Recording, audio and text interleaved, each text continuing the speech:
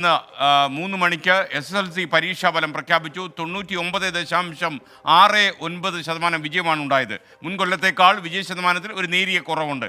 71,831 വിദ്യാർത്ഥികൾ എല്ലാ വിഷയങ്ങൾക്കും A+ ഗ്രേഡ് നേടിയ വർഷമാണിത്. അടുത്ത കൊല്ലം മുതൽ SSLC മൂല്യനിർണ്ണയ രീതിയിൽ സമൂലമായ മാറ്റം വരുത്താൻ സർക്കാർ നടപടി തുടങ്ങിയെന്നും വാർത്തയുണ്ട്. കഴിഞ്ഞ വർഷത്തേക്കാൾ 11 ദിവസം മുമ്പേ ഇത്തവണ SSLC ഫലം പ്രഖ്യാപിക്കാനായി. മുൻവർഷത്തെ വിജയശതമാനത്തിൽ നിന്ന് നേരിയ കുറവ് മാത്രമാണ് ഇത്തവണ ഉണ്ടായിട്ടുള്ളത്. ഇതോടെ കഴിഞ്ഞ കുറേ വർഷങ്ങളായി നിലനിൽക്കുന്ന ഒരു ആരോപണത്തിനു കൂടി പരിഹാരം തേടുകയാണ് വിദ്യാഭ്യാസ വകുപ്പ്. ഇതിൻ്റെ ഭാഗമായാണ് SSLC മൂല്യനിർണ്ണയത്തിൽ സമൂല മാറ്റം വരുത്താനുള്ള സർക്കാരിൻ്റെ നടപടി. 4,27,153 വിദ്യാർത്ഥികൾ പരീക്ഷ എഴുതിയതിൽ 4,25,563 പേർ ഉപരിപഠനത്തിന് അർഹത നേടി. കഴിഞ്ഞ വർഷത്തേക്കാൾ വിജയശതമാനത്തിൽ 0.01% കുറവുണ്ടായി. 71,831 വിദ്യാർത്ഥികൾക്ക് എല്ലാ വിഷയങ്ങൾക്കും A+ ഗ്രേഡ് ലഭിച്ചു. ഏറ്റവും കൂടുതൽ വിജയശതമാനം കോട്ടയം ജില്ലയിലാണ്, 99.92%. 100% വിജയത്തോടെ ഏറ്റവും ഉയർന്ന വിജയമുള്ള വിദ്യാഭ്യാസ ജില്ലയായി പാലാ മാറി. എല്ലാ വിഷയങ്ങൾക്കും A+ ഏറ്റവും കൂടുതലുള്ളത് മലപ്പുറം ജില്ലയിലാണ്. ഉന്നത വിദ്യാഭ്യാസത്തിന് യോഗ്യത നേടിയവരുടെ എണ്ണം 4,25,563. വിജയശതമാനം 99.69%.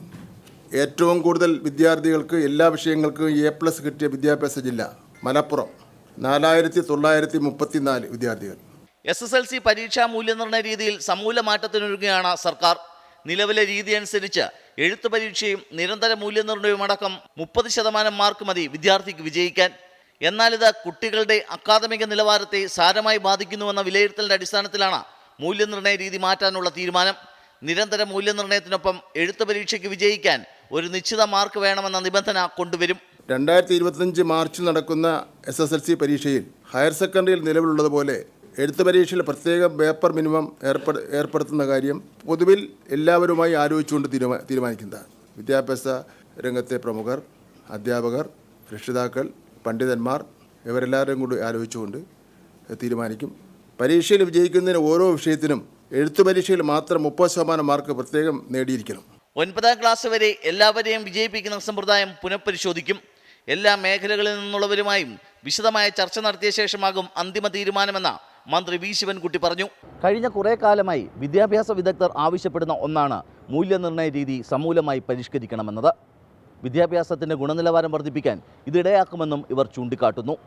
പുതിയ രീതി നടപ്പാകുന്നതോടെ വിദ്യാർത്ഥികളും രക്ഷിതാക്കളും കുറെ കൂടി ഗൗരവത്തിൽ പരീക്ഷയെ സമീപിക്കുമെന്നാണ് വിദ്യാഭ്യാസ വകുപ്പിൻ്റെ പ്രതീക്ഷ. BA ഗിരീഷ്, 24, തിരുവനന്തപുരം. ബംഗാൾ രാജ്ഭവനിൽ നിന്ന് വളരെ പ്രധാനപ്പെട്ട ഒരു വാർത്ത വരുന്നുണ്ട്. രാജ്ഭവനിലെ ദൃശ്യങ്ങൾ പൊതുജനങ്ങൾക്ക് ലഭ്യമാക്കാൻ ബംഗാൾ രാജ്ഭവൻ തീരുമാനിച്ചു. അപേക്ഷ നൽകുന്ന ആളുകൾക്കൊക്കെ തന്നെ രാജ്ഭവനിലെ ദൃശ്യങ്ങൾ ലഭിക്കും. നാളെ രാവിലെ 11:30 മണിക്ക് CCTV ദൃശ്യങ്ങൾ ലഭ്യമാക്കുമെന്നാണ് രാജ്ഭവൻ പറയുന്നത്. സച്ച് കെ സാമ്ന എന്ന പരിപാടിയുടെ ഭാഗമായിട്ടാണിത്. ഇതിനായി പ്രത്യേക ഒരു മെയിൽ ID-യും നിർമ്മിച്ചിട്ടുണ്ടെന്ന് ഞങ്ങളുടെ ഡൽഹി ബ്യൂറോ റിപ്പോർട്ട് ചെയ്യുന്നു.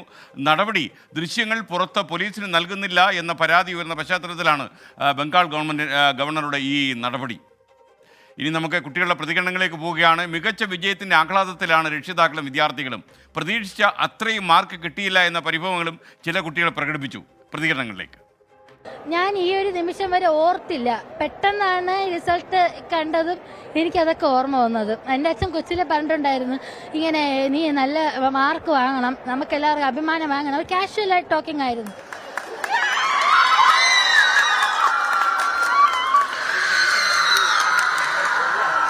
++ ആണ്. വളരെയധികം സന്തോഷമുണ്ട്. എല്ലാം PKM-നും നമ്മുടെ പാരൻസും മാനേജറിനും ഒക്കെയാണ്. വളരെയധികം സന്തോഷമുണ്ട് കിട്ടിയാണ്. ++ ആണ്. വളരെയധികം സന്തോഷമുണ്ട്. ഒരു വിദ്യാർത്ഥി സംബന്ധിച്ചിടത്തോളം നമ്മൾ 12 വർഷം KG മുതൽ പഠിക്കണതാണ്. അപ്പോൾ നമ്മൾ ഇത്രയും കാലം ചെയ്തതിൽ ഒരു ഏറ്റവും വലിയ എക്സാം അല്ലെങ്കിൽ നമ്മുടെ ലൈഫിലുള്ള ഒരു ടേണിംഗ് പോയിന്റ് നമുക്ക് SSLC പറയാം. അപ്പോൾ അതിലൊരു നല്ല റിസൾട്ട് കിട്ടിയതിൽ വളരെയധികം സന്തോഷമാണ്. വലിയ പ്രതീക്ഷ ഉണ്ടായിരുന്നു. ഹാർഡ് വർക്കിന് ഒരു കൊല്ലം കഷ്ടപ്പെടുത്തതിനുള്ള റിസൾട്ട് കിട്ടി. ടീച്ചേഴ്സൊക്കെ വളരെയധികം കഷ്ടപ്പെട്ടിരുന്നു. ക്യാമ്പുകൾ വെച്ചിട്ടും പഠിപ്പിച്ചിട്ടും നല്ല ഇതായിരുന്നു. അതിനനുസരിച്ച് പഠിച്ചും ചെയ്തിട്ടുണ്ട്. അതിനുള്ള റിസൾട്ട് കിട്ടുകയും ചെയ്ത് വളരെ സന്തോഷം. റിസൾട്ട് വന്നു, ഫുൾ A+ ആണ്. അതേപോലെ ഇന്ന് ശാസ്ത്രമേളയ്ക്കും കലോത്സവത്തിനൊക്കെ ഉണ്ടായപ്പോൾ ക്ലാസ്സിൽ തീരെ സമയം കിട്ടിയിരുന്നില്ല. പക്ഷേ നമ്മുടെ സ്കൂളിൽ നൈറ്റ് ക്യാമ്പൊക്കെ വെച്ചിട്ട് പൈലപ്പ് ചെയ്ത് പിന്നെ ഹാർഡ് വർക്കൊക്കെ കാരണമാണ് A+ കിട്ടി. ഒരുപാട് സന്തോഷമുണ്ട്. നല്ല സന്തോഷമുണ്ട്. കാരണം ഒരു വർഷത്തോളം നമ്മൾ ഇതിന് വേണ്ടിയിട്ട് ഹാർഡ് വർക്ക് ചെയ്യാണ്. അപ്പോൾ അത് ഇന്നൊരു റിസൾട്ടിൽ ഫുള്ളാണ്. നമ്മുടെ പാരൻസിൻ്റെ ഫേസിൽ കാണുന്നൊരു പ്രൗഡ് മൊമെൻറ്റ് ഉണ്ട്. നമ്മൾ കാരണമാണ് ആലോചിക്കുമ്പോൾ നല്ല ഹാപ്പിയാണ്. ഫുൾ A+ ആണ്. എല്ലാവരോടും സപ്പോർട്ട് ചെയ്ത എല്ലാവരോടും താങ്ക്സ്. അത്ര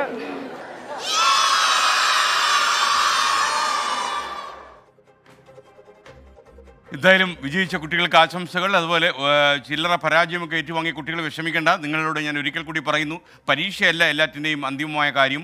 ജീവിതം എന്ന പരീക്ഷണം നമുക്ക് മുന്നിലുണ്ട്. അതുകൊണ്ട് തന്നെ നമുക്ക് അടുത്ത പരീക്ഷയൊക്കെ നന്നായി പഠിച്ച് അധ്വാനിച്ചെഴുതാം. മാതാപിതാക്കളാണ് കുട്ടികളെ പറഞ്ഞ് മനസ്സിലാക്കേണ്ടത്. ഇപ്പോൾ തന്നെ ഒരു ആത്മഹത്യ ചെയ്ത കുട്ടിയുടെ കഥ കേട്ടില്ലേ? ആ കുട്ടി പരീക്ഷ ജയിക്കില്ല എന്ന് കരുതി മരണത്തെ വരിച്ചു.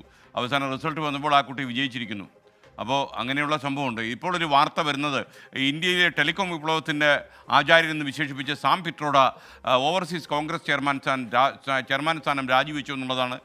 കോൺഗ്രസ് അധ്യക്ഷൻ മല്ലികാർജ്ജുൻ ഖർഗെ രാജി അംഗീകരിച്ചു എന്നും വാർത്തയുണ്ട്.